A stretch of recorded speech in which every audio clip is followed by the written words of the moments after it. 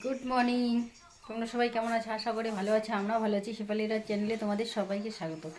তো এই যে ঘুম থেকে উঠে চলো তোমাদের সাথে একটা জিনিস শেয়ার করি।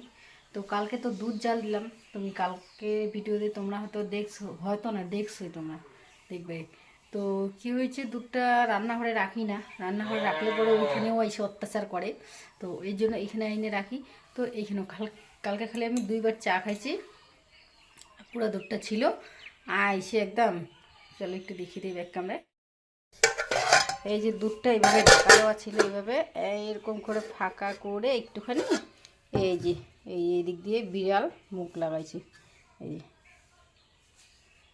এই যে, তো কি আর করার আছে, করার কিছু নেই। এখন এগুলো ফালাই দিতে হবে, আর ভলুটাকে দিতে হবে। আর ভলুর তো জানে, ওকে আজকে বানাবো। ওর খালি ঘুম আর ঘুম। রাত্রে কুত্তা কিসের জন্য পুষে মানুষ, ওর ওইসব না। ওর চোর আসুক, ডাকাতি আসুক, সব কিছু নিয়ে যাক, কোনো ব্যাপার না। ও খালি ঘুম আর ঘুম। চলো, তো দেখো এরকম অলস কুকুর কার কার বাড়িতে আসে। মানে আমাদের বাড়ির কুকুর তো বাপরে বাপ বলা যায় না, মানে একদম মহারাজা। এত যে আলসিয়ার কথা আর বলা যায় না। মানে ওর সামনে দিয়ে কে কি নিয়ে যায়, কি করে করুক, সেটা ওর দেখার কোনো দরকারই পড়ে না। কারণ ও এরকম একজন কুকুর। ওর খালি খাবার পাইলে হইলো। আর এই যে ঘুমানোর জায়গাটা, মানে কয়দিন তো চেয়ারে থাকতো, এখন চেয়ারগুলো ঘরে ঢুকায় রাখি, একদম চুল দিয়ে ওর ভর্তি।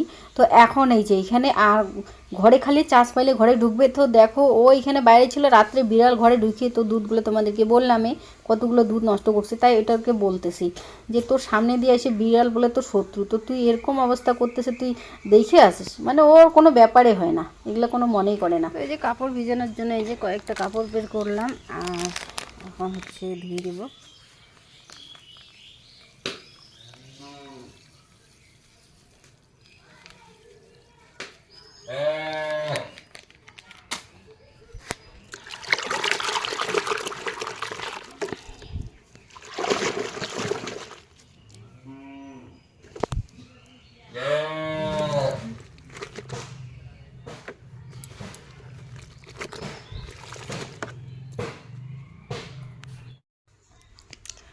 তো এদিকে অনেকক্ষণ কুকুরটার সাথে করে একদম কাপড়গুলো তো ভিজাইলাম, দেখলাম চলে গেলাম একদম নদীর থেকে কাপড়গুলো ধুয়ে নিয়ে আসলাম। এখন দিয়ে দিব যে রোদে। তো আজকে যেহেতু বেশি রোদ নেই, হাওয়া বাতাস, যাই হোক হাওয়া বাতাসে শুকায় যাবে।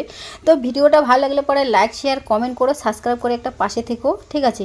সবার সাপোর্টের দরকার, আমারও তোমার সাপোর্টের দরকার, তোমাদেরও আমাদের সাপোর্টের দরকার। কেউ কোনোদিনও একা কেউ দাঁড়াতে পারে না, সবাইকে সাপোর্ট করলে নিশ্চয়ই দাঁড়াতে পারে। এই হচ্ছে কথা। তো চলো, ব্লগটাকে আমি বেশি বড় করতেছি না, 2-3 মিনিটের ব্লগে আর কি শেয়ার করতে পারি বলো? এর থেকে বেশি কিছু শেয়ার করতে পারি না।